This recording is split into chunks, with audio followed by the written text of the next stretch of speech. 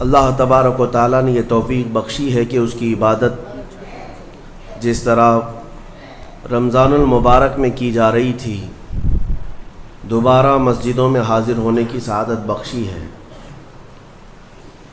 ہونا بھی یہی چاہیے کہ ہم لوگ رمضانی نمازی نہ بنیں، رمضانی عبادت گزار نہ بنیں، بلکہ ربانی عبادت گزار بنیں۔ رب تبارک و تعالی رمضان میں بھی ہے، رمضان کے بعد بھی ہے،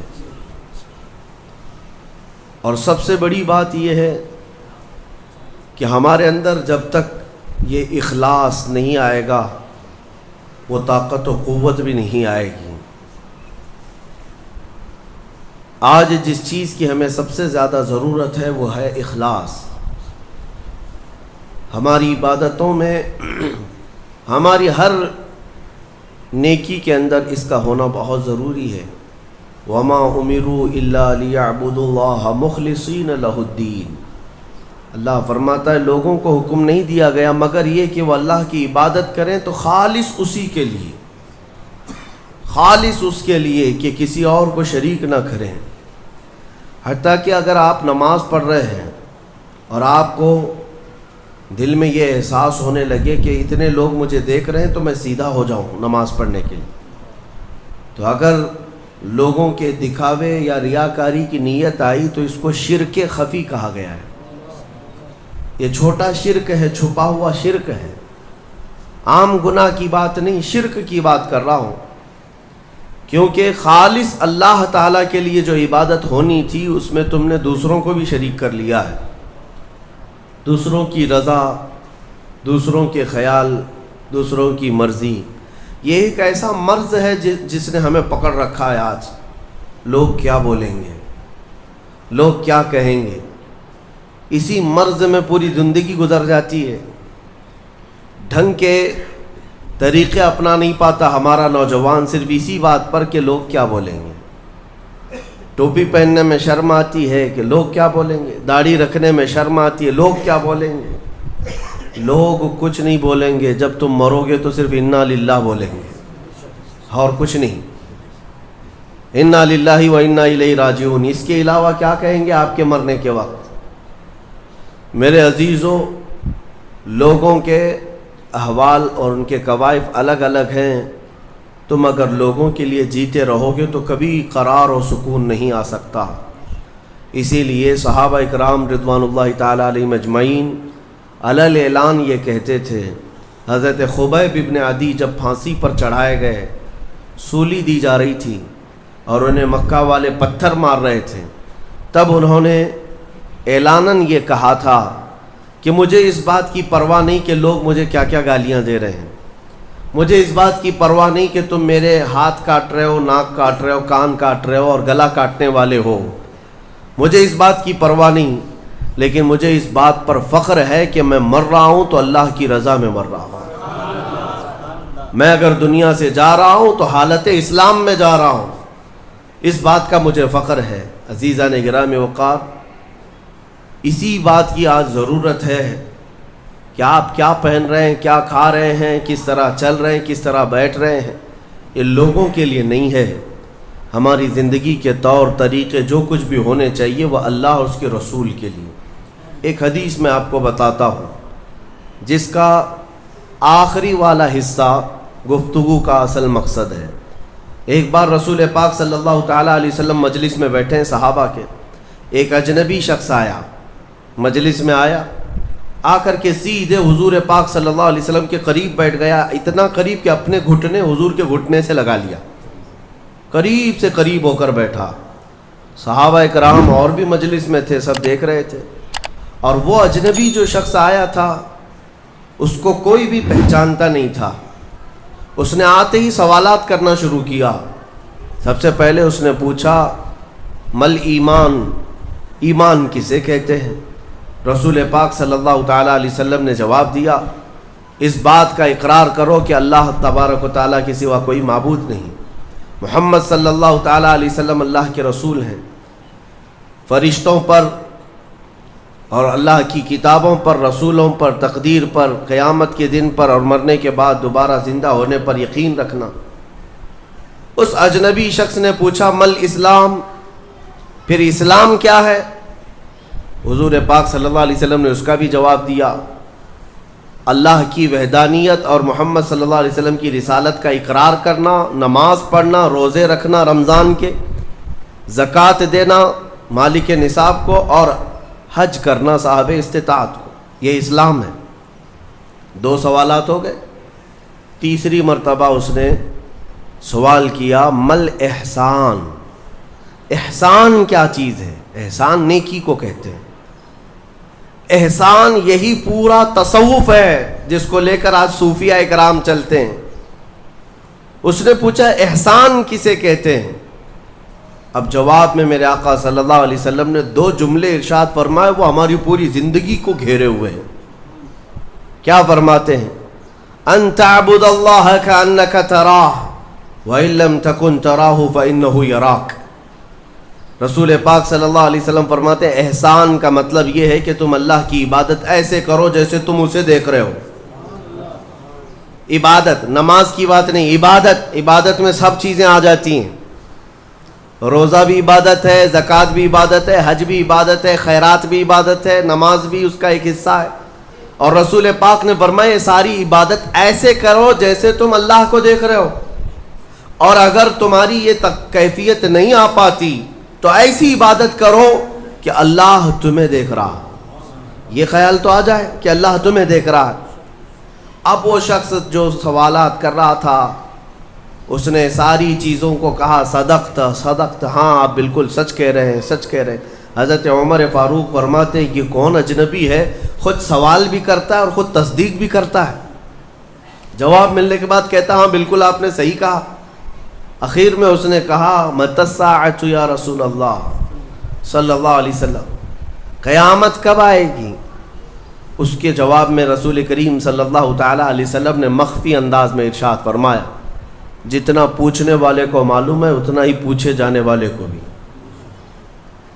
ہاں یہ اور بات ہے کہ میں اس کی علامتیں تمہیں بتا دیتا ہوں۔ پھر فرمایا جب تم دیکھو گے کہ عورت اپنا سردار جننے لگ جائے، مطلب یہ ہے کہ ماں باپ پر لو بچے حکومت کرنے لگ جائیں، اور ننگے پیر چلنے والے نیچ ذات کے لوگ بڑی بڑی بلڈنگوں میں فخر کرنے لگ جائیں، بڑی بڑی عمارتوں پر فخر کرنے لگ جائیں، حکومتیں اور کرسیاں ان کے ہاتھوں میں آ جائیں، اور پھر جب تم دیکھو کہ گانے باجے کی کثرت ہو جائے، یہ دوسری احادیث کا مفہوم بھی اس میں میں آپ کے ساتھ رکھ رہا ہوں، زنا عام ہو جائے، تب تم انتظار کرو کہ قیامت بہت قریب آ چکی۔ میرے عزیزو، حضرت عمر فاروق رضی اللہ تعالیٰ عنہ فرماتے ہم سب سن رہے تھے اور وہ اجنبی آیا اور سوالات کیا اور چلا گیا۔ حضرت عمر کہتے ہیں میں فوراً مجلس سے اٹھ کر باہر گیا کہ اس کو پکڑ کر کے پوچھوں کہ اتنے اہم سوالات کہاں سے لایا تھا، لیکن رسول پاک صلی اللہ علیہ وسلم نے مجھے بلایا، ادھر آؤ عمر۔ وہ کوئی مسافر نہیں تھا، وہ جبرائیل امین تھے جو تمہارا دین سکھانے آئے تھے۔ اتاکم جبرائیل یعلمکم دینکم، وہ تمہارا دین سکھانے تمہیں آئے تھے۔ بہرحال یہ حدیث جبرائیل اس کو کہتے ہیں۔ اس میں جو لفظ آیا ہے کہ تم اللہ کی عبادت ایسے کرو جیسے تم اسے دیکھ رہے ہو، یہ ہماری پوری زندگی کا حصہ ہونا چاہیے، پوری زندگی کا حصہ۔ اسی لیے میرے آقا صلی اللہ تعالیٰ علیہ وسلم سے سوال کیا گیا تھا، صحابہ نے پوچھا دنیا کی طاقتور چیزوں میں بڑی طاقت والی چیز کون سی ہے؟ ترتیب وار حضور اکرم صلی اللہ تعالیٰ علیہ وسلم نے ارشاد فرمایا لوہا ہے، لوہا بہت مضبوط چیز ہے۔ صحابی نے پوچھا کیا اس سے بھی زیادہ طاقتور کوئی چیز ہے؟ کہا ہاں اس سے بھی زیادہ اگر طاقت آگ میں ہے، کیونکہ آگ لوہے کو پگھلا دیتی ہے۔ پوچھنے والے نے کہا کیا آگ سے بھی زیادہ طاقت کسی میں ہے؟ حضور نے فرمایا ہاں پانی میں ہے، پانی آگ کو بھی بجھا دیتا ہے، پانی کی طاقت بہت زیادہ ہے، سونامی پانی ہی سے تو آتا ہے۔ اور اس کے بعد پھر پوچھنے والے نے کہا کیا پانی سے بھی زیادہ طاقت کسی کی ہے؟ آپ صلی اللہ علیہ وسلم نے فرمایا ہاں دنیا میں سب سے زیادہ طاقت ہوا کے اندر ہے. وہ پانی ہو کہ لوہا ہو کہ آگ ہو، سب کو ہوا اڑا لے جاتی ہے. اور ہوائیں جب جوش میں آئیں یا جلال میں آئیں تو بڑے بڑے پہاڑ بھی کھسک سکتے ہیں. ہواؤں کی طاقت کا اندازہ تم نہیں لگا سکتے. گھروں کی چھتیں اکھاڑ لیں گی اور لوگوں کو تہس نہس کر دیں گی. ہوائیں اگر جلال میں آئیں تو پھر پوچھنے والے نے پوچھا کیا اس سے بھی زیادہ طاقت کسی کے اندر ہے؟ حضور پاک صلی اللہ علیہ وسلم نے فرمایا ہاں ایک چیز میں ہے اور اس سے زیادہ پھر کسی کی چیز میں نہیں. پوچھا وہ کیا ہے؟ میرے آقا صلی اللہ علیہ وسلم فرماتے ہیں اس ہاتھ میں ہوا سے زیادہ طاقت ہے جو اللہ کی راہ میں عطا کیا تو دوسرے ہاتھ کو خبر نہ ہوگی. یہ اخلاص والا ہاتھ، اخلاص والا ہاتھ کہ اسے خود خبر نہ ہوئی ہو کہ اس نے اللہ کی راہ میں دیا ہے تو کتنا دیا، کیسے دیا. میرے عزیزو یہ اس کو اخلاص کہتے ہیں. یہ خالص اللہ کے لیے دیا، خالص اللہ کے لیے دیا، اس کی طاقت بہت زیادہ ہے. اب آپ کو میں وہ نکتہ بھی سمجھا دوں. اولیاء اکرام کی کرامتیں سنتے رہتے ہیں، میاں وہ کیا کھا کر کے اتنی طاقت بنائے تھے. غوث پاک رضی اللہ تعالیٰ عنہ بغداد میں بیٹھے ہوں اور دریا میں اگر سیلاب یا طوفان آ جائے اور کشتی بھنور میں پھنسنے لگے تو کئی واقعات ہیں کہ کشتی میں بیٹھے ہوئے مسافروں نے دیکھا کہ غوث پاک تشریف لائے، ان کی کشتی کو سل دیا، سنبھالا. جن کشتیوں میں پھٹن تھی یا پانی آ رہا تھا، یہ طاقت کیسے، یہ تصرف کیسے ان کے پاس حاصل ہوا؟ کوئی کھانا پانی ایسا ہے دنیا میں جس کو کھانے کے بعد اتنی بڑی طاقت مل جاتی ہے؟ میرے عزیزو یہ اولیاء کاملین کے پاس جو بھی طاقت تھی وہ اخلاص کی طاقت تھی. وہ جو عمل کرتے تھے وہ خالص اللہ کے لیے کرتے تھے، خالص اللہ کے لیے، اور وہ اپنے آپ کو تک فنا کر چکے ہوتے اللہ رب العزت کی بارگاہ میں. اسی لیے میرے عزیزو ان طاقتوں کے سامنے دنیا کی کوئی طاقت ٹک نہیں پاتی. اخلاص کی طاقت آج تم کر کے تو دیکھو. اللہ رب العزت کی بارگاہ میں اگر مخلص ہو گئے تو شیطان جو چیلنج کر کے آیا تھا اللہ کی بارگاہ میں، لَأَقْعُدَنَّ لَهُمْ صِرَاطَكَ الْمُسْتَقِيمَ، مولا میں تیرے سیدھے راستے پر بیٹھ جاؤں گا، جو بھی تیرے سیدھے راستے سے گزرے گا میں اس کو بہکاؤں گا. کبھی دائیں جانب سے، کبھی بائیں جانب سے، کبھی آگے سے، کبھی پیچھے سے. قرآن کی آیت میں بتا رہا ہوں آپ کو، 8ویں پارے میں اللہ نے فرمایا شیطان یہ چیلنج کیا اللہ سے، قیامت تک تو مجھے مہلت دے دے میں تیرے بندوں کو بہکاؤں گا. اور پھر اللہ تبارک و تعالیٰ سے وہ کہتا ہے کہ ان سب کو سیدھے راستے سے میں ہٹاؤں گا. لیکن شیطان نے اخیر میں ایک جملہ یہ بھی کہا، مولا یہ جتنے بھی سیدھے راستے پر چلیں گے ان کو بہکا تو دوں گا، الا عبادک منہم المخلصین، مگر تیرے وہ بندے جو اخلاص کے ساتھ تیری عبادت کرتے ہیں ان پر میرا داؤ نہیں چل سکے گا، میں انہیں نہیں بہکا سکوں گا.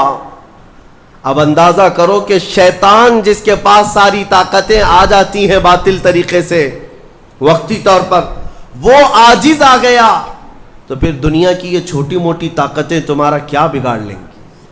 اگر اخلاص تمہارے اندر آ جائے، خلوص کی دولت آ جائے. دنیا میں جو کچھ بھی کر رہے ہو سب دکھاوے کے لیے نہیں ہے. کچھ عبادتیں ایسی ہیں جو تمہارے ساتھ راز رہے تمہارے اور تمہارے پروردگار کے بیچ. ہر بات کی تشہیر کرنا ضروری نہیں ہوتا کہ لوگوں کی مدد آپ نے کیا تو پیپر میں چھاپ دیا، اور آپ کوئی نیکی کر رہے ہیں تو ضروری نہیں ہوتا کہ ہر چیز کی تشہیر کی جائے. ہاں کچھ چیزوں میں حکمت اور مصلحت ہو سکتی ہے کہ لوگوں کو نیکی کی طرف بلانے کے لیے اعلان کیا گیا ہو، لیکن ہر چیز میں نہیں. عزیزان گرامی وقار، اخلاص جب کسی کے پاس ہو تو ایک اور حدیث میں آپ کو بتا دوں، بندے جو عبادت کرتے ہیں نا یہاں پر دنیا میں بھی سب کا کچھ نہ کچھ ایک غرض ہے، کچھ نہ کچھ ایک مقصد ہے.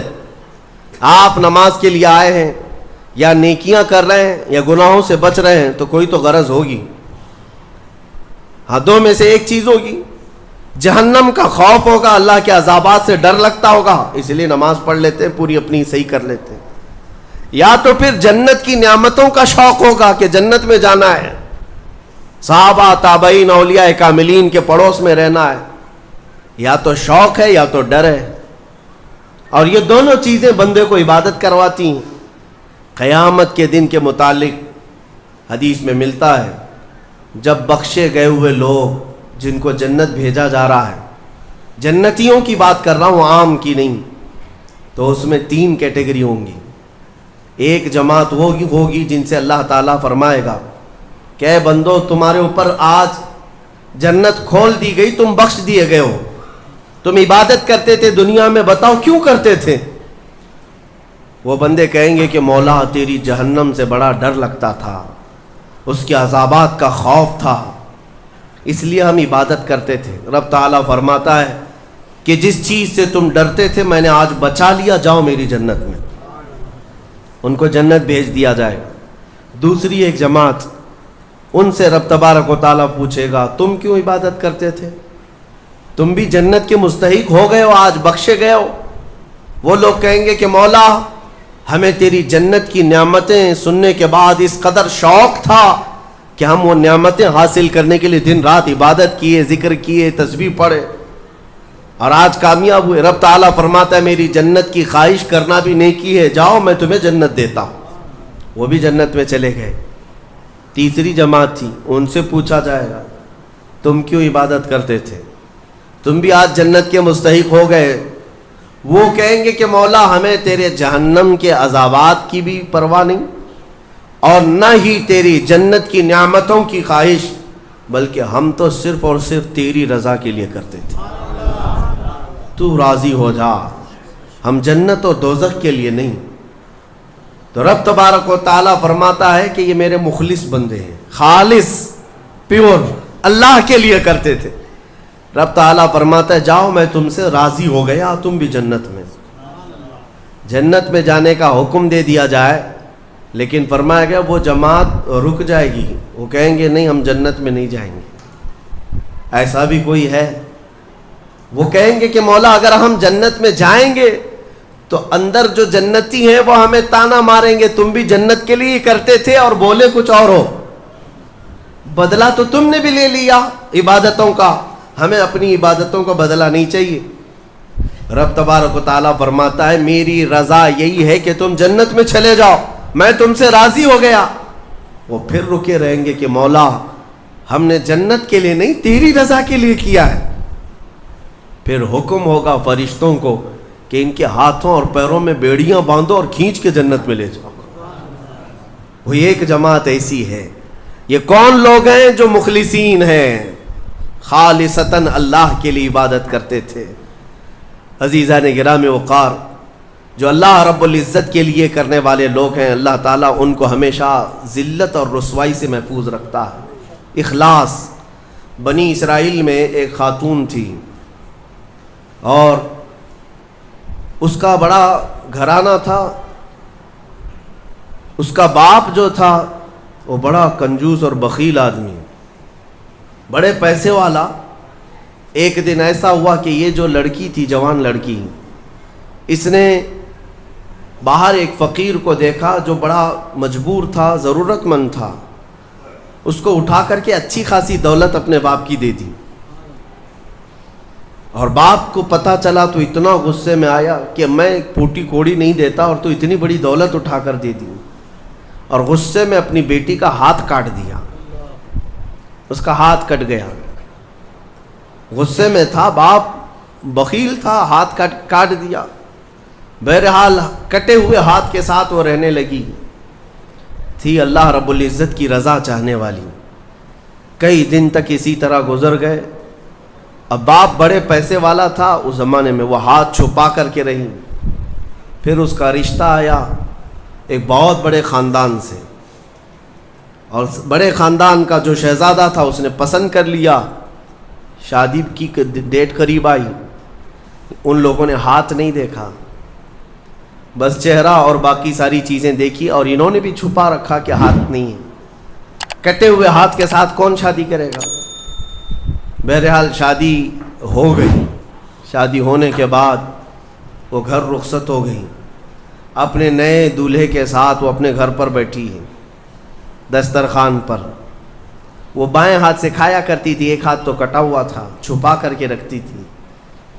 دسترخوان پر جب بیٹھی, اس کا نیا دولہا ہے, اس کے گھر والے, کھانے کے وقت اب ہاتھ نکالنے کی باری آ گئی. وہ بائیں ہاتھ سے کھا رہی تھی تو اس کے شوہر نے کہا کہ کیا سیدھے ہاتھ سے نہیں کھا سکتی؟ سیدھے ہاتھ سے کیوں نہیں کھا سکتی؟ اب اس کے رشتے کے ٹوٹنے کا وقت آ گیا تھا. اگر پتہ چلے تو دھوکہ کیا ہے, کٹے ہوئے ہاتھ کے ساتھ ہمارے ساتھ نکاح ہوا ہے. اس کے آنکھوں میں آنسو آئے, وہ ہاتھ اپنے کپڑے کے اندر ہی چھپائی رہی. اچانک اسے غیب سے ایک آواز آئی, اے میری بندی ہاتھ نکال. اس نے اپنے دوپٹے کے اندر سے ہاتھ نکالا تو سیدھا ہاتھ پورا صحیح سلامت تھا. پھر وہ زمانہ موسیٰ علیہ السلام کا تھا, ان کی بارگاہ میں حاضری دے کر اس نے اپنا یہ واقعہ سنایا. سیدنا موسیٰ کلیم اللہ فرمانے لگے, مولا نے مجھے یہ وحی دے کر بھیجا اور ارشاد فرمایا کہ اے موسیٰ, ہم اس ہاتھ کو شرمندہ نہیں ہونے دینا چاہتے جو ہاتھ میری بارگاہ میں اخلاص سے اٹھاؤ. میرے عزیزو, یہ اخلاص کی دولت ہے. جو خالصتاً اللہ کے لیے کچھ کیا ہو, مولا اسے کبھی ذلیل نہیں ہونے دے گا, اسے بے عزت نہیں ہونے دے گا. اسی لیے کچھ کام ایسے کر جاؤ جو خالصتاً اللہ کے لیے ہو. رب تبارک و تعالیٰ کے لیے اب تک کیا کیا ہے اس کا بھی آپ کے پاس کچھ تو ہونا چاہیے. اگر اپنی زندگی میں آپ احتساب کریں, اپنا ہی محاسبہ کریں کہ میں جوانی سے لے کر اب تک جتنے کام کیا ہوں, کوئی کام ایسا ہے جو خالص اللہ کے لیے کیا ہو؟ رسول پاک صلی اللہ تعالیٰ علیہ وسلم کی ایک حدیث میں آپ کے سامنے عرض کرتا ہوں. اخلاص میں کتنی طاقت ہے وہ بتاتا ہوں. حضور اکرم صلی اللہ علیہ وسلم فرماتے ہیں, صحیح حدیث ہے یہ, 3 لوگ سفر پر تھے, 3 دوست تھے, یہ تینوں سفر پر تھے اور یہ پہاڑوں کے راستے سے جا رہے تھے. ایک پہاڑ کے غار میں ان لوگوں نے پناہ لینے کے لیے تھوڑی دیر آرام کیا اور بارشیں شروع ہو گئیں, طوفانی بارش. اور ایسی بارشیں آئی کہ پہاڑ کے پتھر کھسکنے لگے اور ایک بہت بڑی چٹان کھسک کر کے یہ غار کے منہ پر آ کر گر گئی. غار بند اور یہ اندر 3 بیٹھے ہوئے ہیں. ہاتھ کے ہلانے سے تو پتھر جانے والا نہیں, ایک بڑی چٹان گر کر کے بند ہو چکی, ان کی قبر وہیں بننے والی. 3 لوگ ہلا کر کے کیا ہٹا سکتے تھے؟ اب تینوں لوگوں نے کیا کیا؟ میرے آقا صلی اللہ علیہ وسلم فرماتے ہیں تینوں رونے لگے کہ اب ہماری موت یہیں پر ہونے والی ہے, ختم ہے. لیکن اس سے پہلے چلو اللہ کی بارگاہ میں اپنی زندگی کی کوئی ایسی چیز ہو جو تم نے خالص اس کے لیے کیا تھا, اس نیکی کو وسیلہ بنا کر کے دعا کرتے ہیں, دیکھتے ہیں پتھر ہٹتا ہے کیا. تو تینوں نے اپنی اپنی زندگی کی ایک ایک چیزیں شمار کرنا شروع کیا. توجہ چاہتا ہوں, پہلے ایک بندہ سجدے میں گرتا ہے اور عرض کرتا ہے, مولا تو جانتا ہے میری ایک بوڑھی ماں تھی, ماں کی خدمت بہت کیا کرتا تھا, ماں کی بہت تعظیم کرتا تھا. ایک دن رات کو جب میں گھر پہنچا تو میرے پاس صرف 1 روٹی تھی اور تھوڑا سا دودھ تھا. میرے گھر کے کئی بچے تھے, بچے بھی بھوکے تھے, لیکن میری ماں بوڑھی تھی. تو میں جب بھی گھر رات کو پہنچتا پہلے اپنی ماں کو کھلاتا, اس کے بعد اپنے بچوں کو کھانا دیتا. اس دن ایسا ہوا کہ میرے پاس صرف 1 روٹی اور تھوڑا سا دودھ تھا, ماں بھی بھوکی تھی اور بچے بھی. بچے آ کر لپٹ گئے, کہنے لگے کہ ہمارے لیے کھانا, بھوک کی شدت ہے. میں نے بچوں کو تھوڑی دیر کے لیے بٹھایا گھر کے باہر اور اس روٹی کو چور کر دودھ میں اپنی بوڑھی ماں کو کھلایا. میری بوڑھی ماں جو بھوکی تھی وہ پوری روٹی کھا گئی اور پورا شکم سیر ہو کر وہ دعا کرتے ہوئے سو گئی. اس رات کو میں بھی بھوکا رہا, میرے بچے بھی بھوکے رہے, ہمارے گھر میں اس کے علاوہ کوئی کھانا نہیں تھا. اے رب ذوالجلال, میں نے اپنی ماں کے ساتھ یہ جو حسن سلوک کیا خالص تجھے راضی کرنے کے لیے, خالص تجھے راضی کرنے کے لیے. مولا اگر یہ میری نیکی تجھے پسند ہے تو یہ چٹان کو ہٹا دے. وہ دعا کر رہا تھا، چٹان تھوڑی کھسک گئی، اپنے آپ کھسک گئی، لیکن اتنی نہیں کہ وہ نکل سکیں۔ دوسرا جو ساتھی تھا وہ سجدے میں گرا اور وہ دعا کرنے لگا۔ یہ پوری حدیث پاک موجود ہے جس کو میرے آقا نے بیان کیا۔ میرے عزیزو، زندگی میں کوئی ایسی چیز ہو جو اللہ کے لیے کیا ہو، پھر دیکھنا زندگی کی مصیبتیں آئیں، اسی نیکی کو تم اللہ کی بارگاہ میں رکھ سکتے ہو۔ دوسرا سجدے میں گرتا اور کہتا ہے، مولا تو بہتر جانتا ہے، میں اپنی چچیری بہن کا عاشق ہو گیا تھا۔ اس کی چچیری بہن تھی، چاچا کی بیٹی، عاشق ہو گیا اور ہم دونوں میں معاشقہ چلنے لگا، ایک دوسرے سے محبت کرنے لگے۔ ایک دن ایسا آیا کہ ہمارے گھر والے اور اس کے گھر والے سب باہر چلے گئے، ہم دونوں تنہا رہ گئے اور ہم دونوں ایک کمرے کے اندر آئے۔ ہم دونوں نے گناہ کرنے کا ارادہ کر لیا۔ شادی تو نہیں ہوئی تھی، نکاح بھی نہیں ہوا تھا، دونوں کھڑے ہوئے، گناہ کرنے کا ارادہ ہی تھا کہ ہم دونوں کو اچانک خیال آیا میرا رب دیکھ رہا ہے۔ ہم کپڑے اتارے اس کے سامنے جو ہمارے دلوں کے حالات بھی جانتا ہے، تو وہ میری چچیری بہن وہ بھی رونے لگی، میں بھی رونے لگا، اور ہم ایک دوسرے کو ہاتھ نہیں لگائے۔ مولا اس زنا سے اور اس بدکاری سے اگر میں بچا تھا تو میرے رشتہ داروں سے ڈر کر نہیں، خالص تیری رضا کے لیے، کہ مولا کریم کے اس سلطنت کو میں اپنے گناہوں سے پامال نہیں کروں گا۔ تو جب یہ وہ کہنے لگا اور عرض کیا، مولا اگر میں وہ رات گناہ سے بچاؤں، تیری بارگاہ میں میرا وہ بچنا پسند ہے، تو اس چٹان کو تو ہٹا دے۔ حدیث پاک میں چٹان اور کھسک گئی۔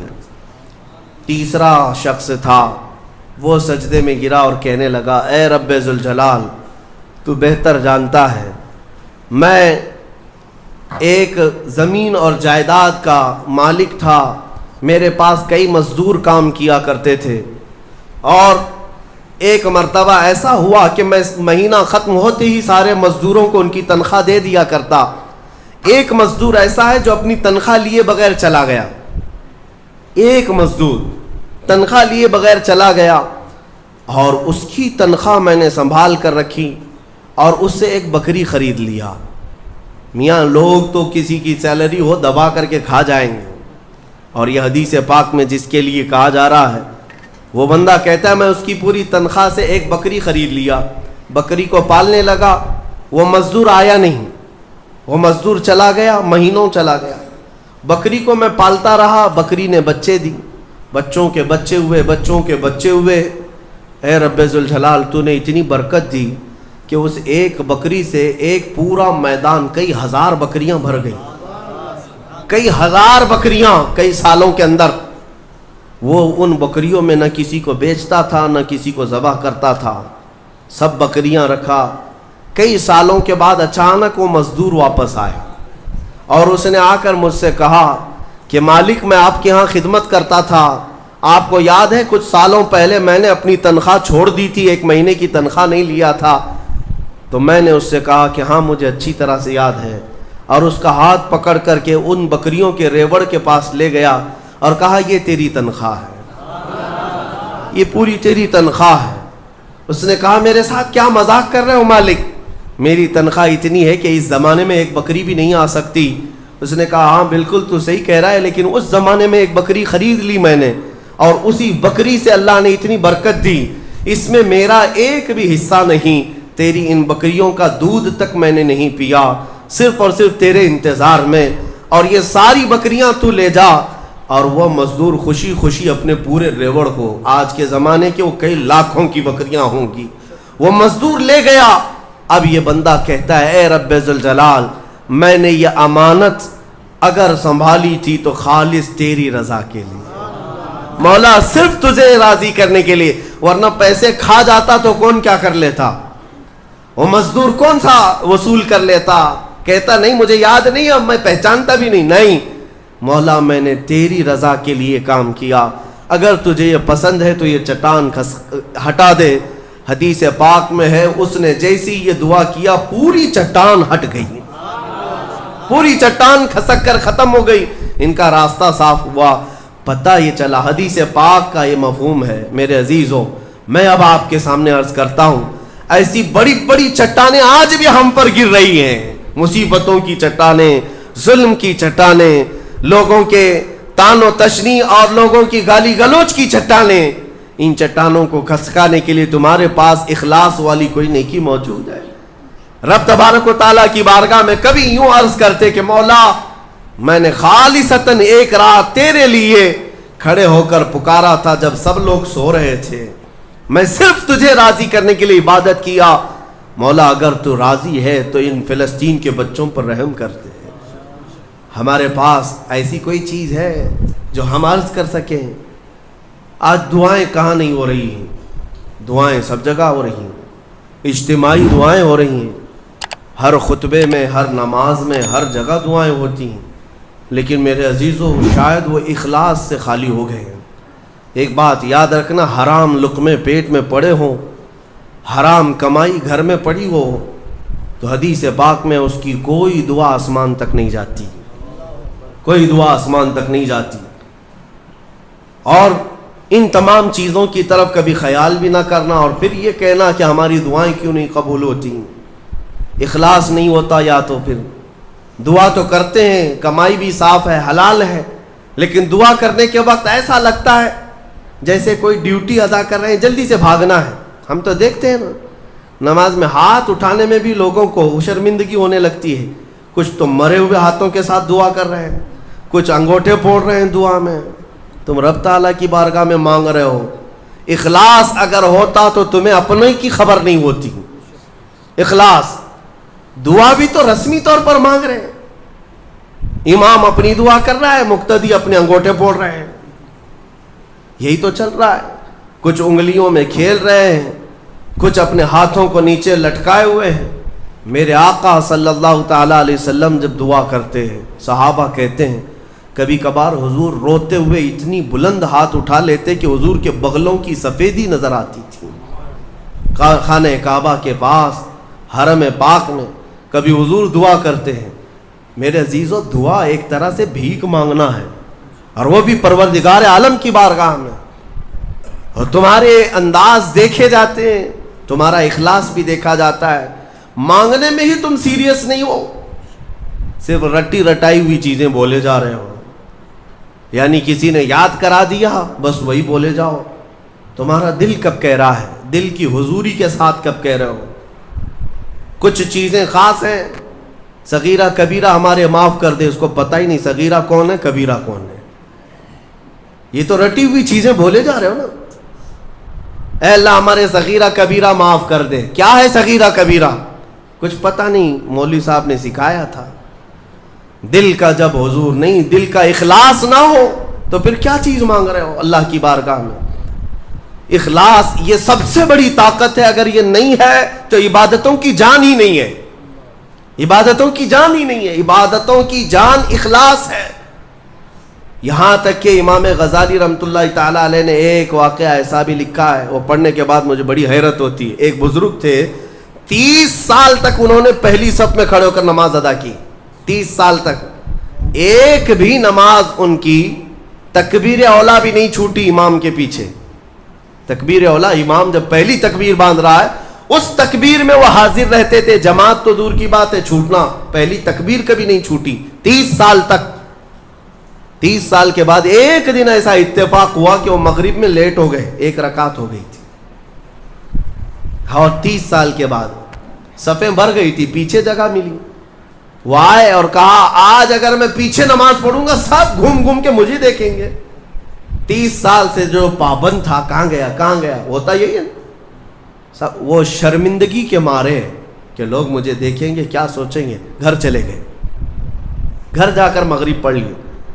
عشاء میں آنے میں پھر ڈر لگنے لگا کہ اب تو پوری نماز میں ہی نہیں گیا تھا، لوگ سوچیں گے. 30 سال کے بعد پہلی نماز آپ کی نہیں ہوئی ہے، کہاں گئے تھے کہاں گئے. عشاء میں بھی نہیں آئے، عشاء میں بھی نہیں آئے. اس زمانے میں ایک بڑے کامل بزرگ تھے، ان کو خبر کی گئی آج ایک بڑا حادثہ ہو گیا ہمارے شہر میں. کہا کیا؟ کہا فلاں بزرگ جو 30 سال سے مسجد میں تکبیر اولا کی بھی پابندی کرتے تھے آج وہ غائب ہے. تو اس بزرگ نے فرمایا چلو ہم ملتے ہیں. جا کر کے ملے کہ کیا ہے، طبیعت خراب ہو گئی، علیل ہو گئی، کیا ہوا؟ انہوں نے کہا کچھ ہوا نہیں, لیکن تھوڑا سا لیٹ ہو گیا مغرب میں, اور پھر پیچھے جگہ مل گئی 5-6 صفوں کے پیچھے. میں نے یہ سوچا کہ لوگ بعد میں کیا کہیں گے, لوگ کیا کہیں گے کہ اتنے سالوں کی پابندی کے بعد آج تمہاری پہلی صف بھی نہیں ہوئی, پہلی تکبیر بھی نہیں ہوئی. اس بزرگ نے کہا کس سے؟ 30 سال کی پابندی کرنے والے سے. کہا میاں جاؤ پچھلے 30 سال کی پوری نمازیں قضا کر لو, واپس دوبارہ پڑھ لو, اعادہ کرو, اس لیے کہ 30 سال جو تو نے پابندی کی نمازوں کی, وہ تو یہی سوچ کر کے کہ لوگ کیا کہیں گے. آج تیرے دل میں یہ جو خیال آیا کہ لوگ کیا کہیں گے مغرب کے پیچھے ہو جانے سے, اس کا مطلب ہے کہ 30 سالوں تک جو تو نے پابندی کی یہ لوگوں کے لیے کیا, اللہ کے لیے نہیں. جاؤ واپس لوٹاؤ 30 سال کی نماز سے. رونگٹے کھڑے ہو جاتے ہیں جب میں یہ پڑھا. واقعی میرے عزیزوں, اس بات کا خیال بھی نہیں آنا چاہیے ہمیں عبادتوں میں کہ لوگ ہمیں کیا کہیں گے. اللہ رب العزت کا ذکر ایسے کرو کہ مدہوش ہو جاؤ, صرف میرا مولا مجھے دیکھ رہا ہے, دنیا کیا کہہ رہی اس سے ہمیں کیا غرض ہے. آج یہی بیماری نے بہت ساری عبادتوں میں ہمارے خلل ڈال رکھا ہے. تمہارے سنتوں سے دور ہونے کا ایک بڑا سبب بھی یہی ہے کہ لوگ کیا کہیں گے. یہ کبھی نہیں سوچتے کہ قبر میں جاؤں گا تو مصطفیٰ کیا کہیں گے, میرے آقا صلی اللہ تعالی علیہ وسلم دیکھیں گے تو کیا کہیں گے. یہ کیوں خیال نہیں آتا؟ اگر اسی حالت میں دنیا سے چلا گیا, جیسے آج آوارہ گردی میں ہوں, نشہ میں ہے, سنتوں سے دور ہے, اٹھا کر جب مجھے قبرستان لے جایا جائے گا, میرے آقا اگر دیکھیں, میرے آقا کیا کہیں گے. عزیزان گرامی وقار, بعض بزرگوں نے فرمایا ہے کہ کچھ لوگوں سے اگر حضور ناراض ہوتے ہیں تو یہ تک پوچھتے ہیں کیا تو میرا غلام ہے. اگر وہ کہتا ہے یا رسول اللہ آپ کے سوا کس کا غلام ہوں, تو پوچھا جائے گا کہ تیرے پاس علامت کیا ہے غلامی کی, دلیل کیا ہے. اس کو بھی شیخ عبدالحق محدث دہلوی رحمۃ اللہ علیہ نے ایک واقعے سے نقل کیا ہے. اس لیے میرے عزیزو, اعلیٰ حضرت نے جو فرمایا آج لے ان کی پناہ, آج مدد مانگ ان سے, کل نہ مانیں گے قیامت میں اگر مان گیا.